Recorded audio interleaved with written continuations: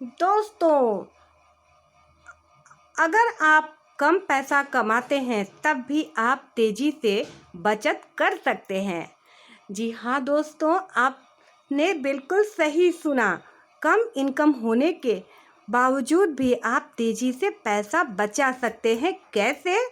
आज के इस वीडियो में आप देखिएगा। उससे पहले दोस्तों, गुड मॉर्निंग दोस्तों, रस यस चैनल को बेल आइकन बटन दबाकर सब्सक्राइब कर दें, क्योंकि रस यस चैनल लेकर के आता है आपके लिए मोटिवेशनल वीडियो और मनी सेविंग टिप्स वाला वीडियो। तो चलिए आगे चलते हैं। सब्सक्राइब करना ना भूलिए। अगर आपकी इनकम कम है, आपको करना क्या है? तो आप सुनिए ज़रा ध्यान से। अगर आपकी इनकम कम है, आप फोकस करें, सही अप्रोच को फॉलो करें तो बचत करना मुमकिन है। अगर आपकी इनकम कम है तो आपको सबसे पहले अपने लिए एक सेविंग गोल सेट करना होगा। आपको ये सेट करना होगा, एक सेविंग गोल आपके पास होना चाहिए कि मुझे हर महीने एक निश्चित इतना पैसा अपने में यानी कि जमा करना है, ये तय करना होगा। और ये भी सेट करना होगा आपका गोल क्या है, आप उस पैसे से क्या बनाएंगे, क्या करना चाहते हैं उस पैसे का। ये गोल आपको सेट करना बहुत ज़रूरी है। तो चलिए, फाइनेंशियल प्लानिंग यह सब के लिए ज़रूरी होता है। भले ही आपके इनकम चाहे जो भी हो, लेकिन आपको जो थोड़ा सा सेविंग ज़रूर करनी चाहिए। मान लीजिए सपोज़ दैट कि आप 10,000 रुपये आपकी मंथली इनकम है। अब 10,000 रुपये में आपको 1,000 रुपये आपको सेविंग करना चाहिए मंथली। क्यों? क्योंकि अपनी कमाई का 10वां हिस्सा यानी 10वां हिस्सा ज़रूर सेव करना चाहिए, यानी कि उसमें से एक हिस्सा। तो 10,000 का एक 10वां हिस्सा क्या होता है? 1,000 आपको रखना चाहिए। और जैसे ही आपको पैसा मिले आप 1,000 रुपया साइड कर दीजिए। अगर आप ये नहीं कर सकते हैं शुरुआत में, तो कम से कम 500 रुपये भी मंथली सेविंग करना शुरू कर दें। और ये बहुत ज़रूरी है आपके लिए। अगर आप चाहते हैं कि आप पैसा बचत करें, सेविंग करें और सामान यानी कि अपने जो गोल सेट किया है उसको पूरा करना है, तो ये काम करना होगा।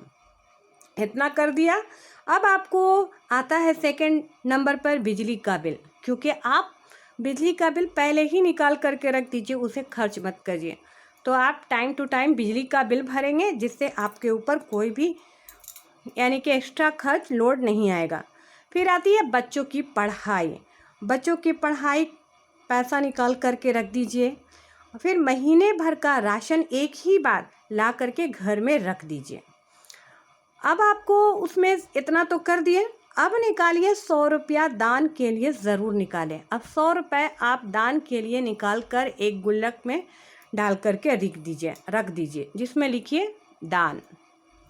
अब हमारा जो टिप्स टू रेड्यूस एक्सपेंसेस यानी कि खर्चों को कम करने के तरीके, एक्स्ट्रा खर्च जो हो जाता है उस पर आपको कंट्रोल करना होगा। देखिए, अगर आप ऑटो पकड़कर आना जाना करते हैं तो मुमकिन है पैसे तो लगते ही हैं ना। तो आप क्या करिए कि देखिए, अगर आपको मुमकिन हो सके तो पैदल आना जाना शुरू कर दीजिए। अगर ये पॉसिबल नहीं है तो साइकिल का यूज़ करें, तो यहाँ आपकी बचत हो जाएगी।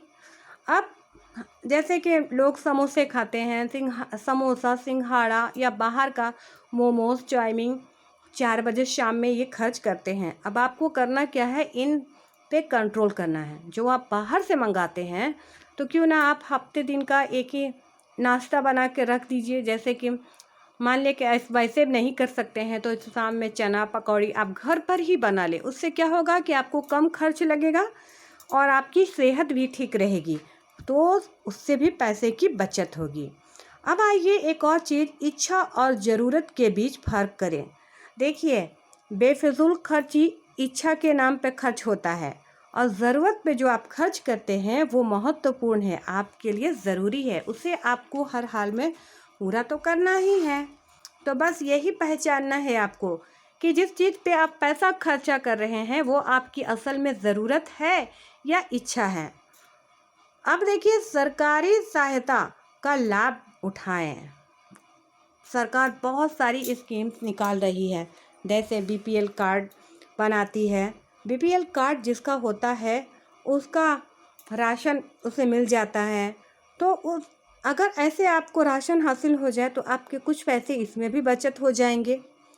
गैस देती है सरकार बीपीएल कार्ड पर, आप ईंधन का बचत भी उससे कर सकते हैं, ये भी हो जाएगा। अब आता है side income. Side income source no, आप घर में अगर एक महिला है, आप कोई काम नहीं कर रही हैं, आपके हस्बैंड जो कमाते हैं बस वही आपके यहाँ सोर्स ऑफ इनकम है, तो आप अपना साइड से कोई बिज़नेस चालू कर दीजिए। दिन का 2 घंटा 3 घंटा भी करिए। अगर आप नौकरी करते हैं और फिर भी आपकी इनकम कम है और आप साइड इनकम शुरू कर दीजिए, चाहे वो नौकरी के बाद के 2 से 3 घंटे ही आपको करना है, वो करिए। थोड़ा थोड़ा पैसा आए उसको आप साइड में रखते जाइए, वो जमा करते जाइए। इससे क्या होगा, आपका जो फाइनेंशियल गोल है वो बहुत ही तेज़ी से पूरा हो सकता है और आपको बहुत खुशी होगी कि इतना अच्छा पैसा मुझे मेरे हाथ में आ रहा है। कहा जाता है ना कि जब पैसा हाथ में आता है तो बहुत अच्छा लगता है, इंसान बहुत खुश हो जाता है। तो दोस्तों, आपको सिलाई अगर आती है तो सिलाई कीजिए, नहीं तो आप ट्यूशन ले सकते हैं बच्चों के। आप 8 से 10 बच्चों का ट्यूशन ले, उससे भी आपको बहुत अच्छा मुनाफा आ सकता है। तो ये आपके ऊपर है कि आप कौन सा बिज़नेस करना चाहते हैं। साइड बिज़नेस आज के डेट में साइड बिज़नेस का होना अनिवार्य है। सिर्फ एक ही सोर्स ऑफ इनकम पर डिपेंड होकर के आप अपनी सारी ज़िंदगी खुशहाली के साथ नहीं बिता सकते हैं। अब देखिए, सबसे महत्वपूर्ण इमरजेंसी फंड है। एक इमरजेंसी फंड बनाना बहुत ज़रूरी होता है। अब आपको क्या करना है, रेगुलरली छोटे छोटे बचत के जरिए ही ये कर सकते हैं।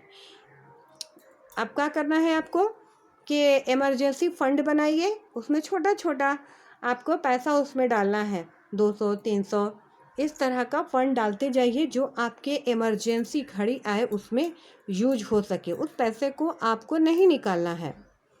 और है ना कि बूंद बूंद से ही सागर बनता है, बूंद बूंद से घड़ा तो भर ही जाएगा, है कि नहीं दोस्तों। अगर आप अपने खर्चों को लेकर सतर्क हैं तो आप अपने बचत लक्ष्य की दिशा में प्रगति कर सकते हैं।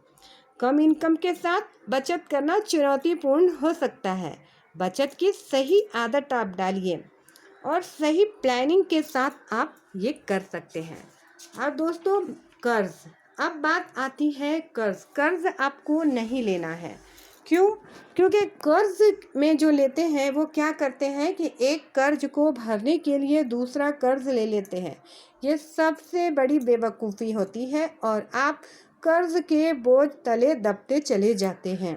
तो आपका सपना कैसे पूरा होगा। अब ऑटोमेटिक सेविंग, आपको ऑटोमेटिक सेविंग करनी है। क्या करना है, सेविंग में आप क्या करेंगे कि हर महीने 1000 रुपये निकाल के रखिए। 500 जो आपको होता है वो आप निकाल करके एक महीने में मंथली रखते जाइए। तीसरा है इंश्योरेंस से अपने परिवार को सुरक्षित करें।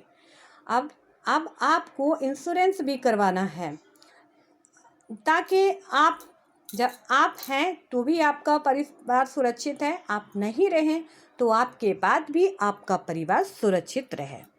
जैसे लाइफ इंश्योरेंस करवाइए, हेल्थ इंश्योरेंस करवाइए, उसका कवर मिलना चाहिए आपकी फैमिली को, जिससे आपकी फैमिली सुरक्षित रहेगी।